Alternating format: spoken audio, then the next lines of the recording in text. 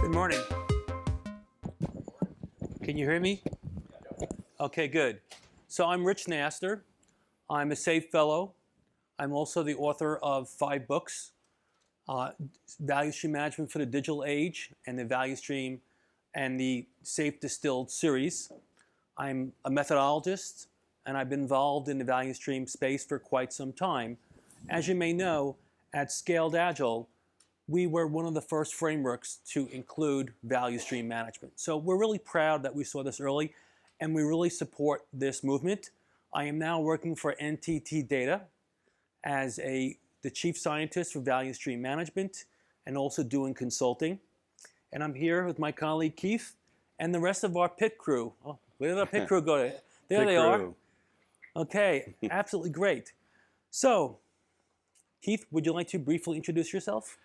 Yeah, Keith Buehlman. I run our value stream management practice, our business agility practice at NTT Data, and work across the globe. Again, so folks, if you want to talk to us, any of the other regions too, or in EMEA, APAC, and North America too, so we can have a conversations. And as you can see all around, we have the Indy cars. So what's cool about Indy cars is that you're always trying to improve your performance, and the goal is to win. Winning is very, very good. Losing is very, very bad when it comes to racing. So those two themes kind of code nicely with value stream management. So we want to add upon what Susan was saying about the vision. And we saw Christian and we saw Alexis talk about assess. Are we ready for the journey? The next thing you need to do is to figure out where are you going on that journey. So you need to know your destination and what you're trying to achieve. So we want to transform an organization, and that requires people to understand and have a picture in their minds of what we're trying to achieve and why. That vision has to be inspiring enough for others to come along on the journey, and we want it to be broad enough that people can add to the vision. So it's just not, we're going to invite them to the vision as well. We just don't want it to be a tell and sell. We want active involvement in the vision. It just doesn't have to come from top down. However, leaders are responsible for the vision. They are the ones who are tasked to make that initiative work. So they have to be the ones that provide the initial vision. Doesn't mean we can't adapt it and grow that vision and change the vision, but they are the ones who have to put it out there initially. Often we have resistance to any kind of change. No one likes to be changed, not even a crying baby, right? Let's face it. If I asked you to move around to different parts of the room, you probably wouldn't want to do that. We kind of get set in our ways, even as change agents. So we want to have a vision which is aspirational, but it also needs to be realistic, and it also needs to be achievable. And finally, we need to overcome the inertia of the current organization's past. How do we get by that? The vision helps us get beyond where we are today to a better future state. And really, we need to paint that vision in people's heads. One of the ways I like to often create a vision is creating a postcard from the future. Imagine if you're in the future and you can send yourself a postcard to say what it would look like. And what's on a postcard? On the front of the postcard is a really great destination. It could be the Eiffel Tower in Paris, or an island in the Caribbean. Wherever you would like to go, that's that compelling vision is the front of the postcard. And the back of the postcard, and it's probably been a while since you've written a postcard, or even mailed something, and on the back of the postcard, there isn't a lot of room to write. So the same thing with the vision. We want to make it memorable, but it also needs to be short so people can remember what that vision is so they can carry it around with them. So this is an example vision that I got from the Value Stream Management Consortium's website. And I just wanted to show you an example of what a vision could be like. And I'm not saying you should copy this vision. We can't copy and paste value streams. We can't copy and paste frameworks. But we can get an idea of what a vision may look like. And I thought this one was a good one. But your vision is going to be unique to your context, to your company, to your part of the business. And we're going to actually do an exercise in which we are going to look at crafting a vision and also looking at the stakeholders that we need to involve in that vision. And we need all sorts of people that are involved in the vision. And one thing we've learned is you need to communicate the vision about 10x more than you think so. People will easily forget what the vision is about. And as people talk about it, it's like the game of telephone. Remember as a kid, and you would say something at the beginning of the line, and by the time it got to the end of the line, it was completely different, right? And we all laughed as kids. I think we can all remember that experience. So here, we want to make sure that that vision is known, it's memorable, it's realistic, it's achievable. Keith, you want to do this slide here and talk about outcomes versus outputs? Yeah, so again, I was going to go back a little bit to what Susan said too, and Rich, what you were saying too, just honestly about the roles, because I think it's really important, again, as consultants, we need to have our clients own the outcomes, and I think this vision piece and the goals and these type of settings, and actually, honestly, really getting to what are the outputs, what are the outcomes we're trying to get to as organizations. I think again for us, we see a lot of the same symptoms when we work with clients and we have conversations. But like Rich was saying, when you go to a doctor, there's going to always all the time be a different solution to those problems. And so I think that's just a lot about what we see, and dive in. Great. And of course, when we think about the vision, what are we trying to achieve? It's not about the outputs. It's about the outcomes. And I believe we had seen some statistic that like 60 or 70% of organizations just measure outputs instead of outcomes. And outcomes is what really we need to get from our value stream management initiatives.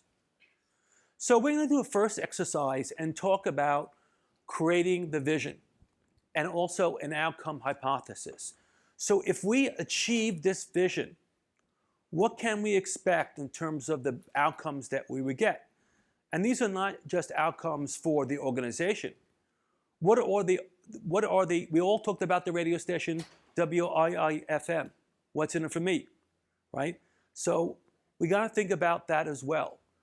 What will it do for the people? It's just not the organization's gains we're trying to make it. We're trying to make it a gain for everyone. We want to have an environment which is also, I love to come to work, it's fun, and we really enjoy working together. So this is part of value stream management as well. So what I want you to think about, and I think you have some scrap paper, we're hoping to have some flip charts, but what 3 outcomes do you think that, oh, we do have flip charts. Where are they? Okay, so everyone can rip off a piece of paper and you can use a felt tip marker or something along that line here. Thank you, Susan. The coach in her is jumping right on it. I love it. And how will we know that we're making progress against our vision? You know, what are the key results? We don't want to use lagging indicators because they take too much time to get.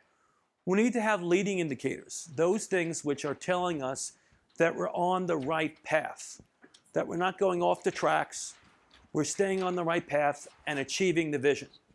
So that's why we need to have key results.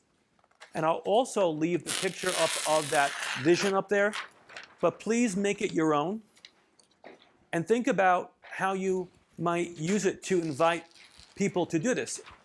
The other thing that you might think about is when you have proposed a vision, do an exercise similar to this and ask people, what does it mean for them in their context? What are the outcomes that they are envisioning for this? Did we really paint the right picture?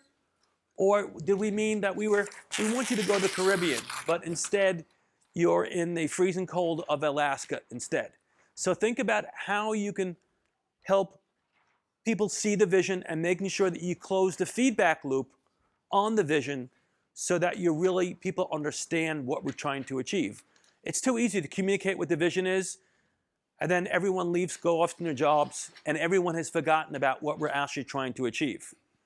So that's why it's good to invite others, as Susan was mentioning, and to have them help craft and improve upon the vision. Because often in management, as senior leaders, we communicate in ways that people can't relate to us. So how can we have people relate to us is the question. All right, so I'm going to give you 10 minutes for this exercise.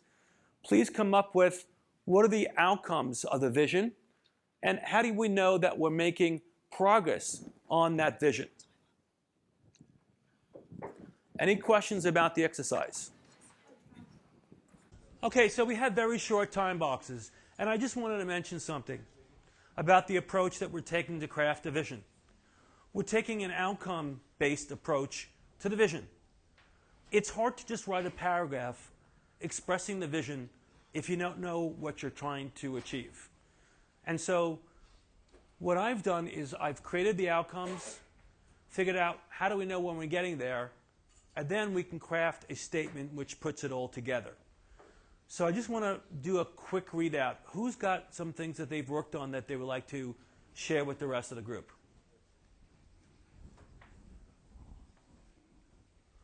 All right, not at all at once. Please. Got one, right? Yes. So we had one of our outcomes was delighted internal and external customers. We had delighted internal and external customers as one of our outcomes. And then we had key results of higher customer net promoter score, which is customer satisfaction, and higher employee net promoter score as key results. Okay, good. What about others?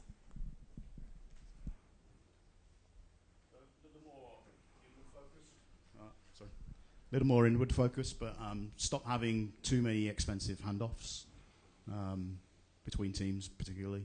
And dovetailing into that, stop needing to do complex prioritization planning. Okay. We had 2 stops and we had 2 starts. You want the 2 starts? It's okay. So we start to realize what true customer value is and commit to delivering on it. Right. Focus on that. So one thing I'm hearing amongst everyone is more output-driven than it is outcome-driven. So just start doing something is not an outcome. Is that when we achieve the vision, where do we want to be at that point? And how do you measure that you started something? Not an easy thing to do. Okay, any others? We'll take one more. Yeah, I know this sort of like breaks the rule of what you've just said, but the 4th one we got on here was start to recognise the need for agile organisational change. But that's because in order to get to that start point, it requires a journey in its own right to recognise how we change our organisation. I mean, you and I have just had this discussion Yes. of the fact that Conway's law exists. It's a law, it's not a theory. And we're going through, agile, iterative change in our system designs. But our organisational structures are remaining static and stuck for 3 years, whether it's matrix, pyramid, flat structures, whatever. The result is over a 3-year period, as your system design changes, it deviates away from your organisational structure and you start to create stress and strain on an organisation due to Conway's law. The result is, after 3 years, you have to go through a massive reorganisation, you lose value, you lose intellectual property, Right. you lose people. That's more the how, but you did mention the outcome, which is you want to be organized around value, Yeah. organized around the company's products and services to able to achieve the speed that you want to achieve. There's a quick poll. Let's do that. We're running a little bit low on time, but let's see if we can do it. What do you think is the best way to measure progress against the vision? OKRs, leading indicators, business outcomes such as the pirate metrics, self-assessment, flow metrics. Clearly, it looks like OKRs are the way to go to measure key results. And I would think that, I would agree with that too, with the one caveat is most people cannot write good OKRs, nor can they write good key results.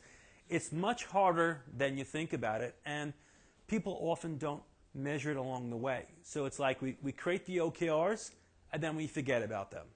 And then when we're asked, oh, we've got to report this into management, everyone scrambles, goes into the tool for OKRs, and then we update them. So just be careful with OKRs. They're much harder than you think they are. Thank you to our other sponsors as well. And up next is the Identify team. So fantastic. So thank you very much. A big hand to Susan Bai and Keith and Richard from NTT Data.